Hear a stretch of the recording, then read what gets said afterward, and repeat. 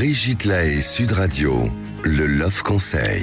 Alors Seymour Bruxelles, vous savez que les gens ont parfois du mal à communiquer, notamment sur leur sexualité. Donc je propose ce carnet de notes. C'est un carnet scolaire que vous allez créer pendant 1 mois. Et chaque jour, vous allez donner une note sur 10 concernant la sexualité, l'amour, la tendresse dans votre couple. Ces 3 points, ça me semble essentiel. Alors évidemment, s'il n'y a rien de particulier, vous avez le droit de ne pas mettre de notes ce jour-là. Mais essayez quand même plutôt de mettre une note. Alors vous pouvez inventer un autre point si vous voulez. Moi, j'ai proposé ces 3 points, amour, tendresse, sexualité. Et donc, voilà. Pendant 1 mois, chacun va marquer dans son carnet ce qu'il y a de positif, ce qu'il y a de négatif, etc. Et puis, à la fin de la semaine, pour que ce soit encore plus clair, vous allez faire en 3-4 lignes, résumer ce qui s'est passé dans la semaine, qui a été bien ou pas bien.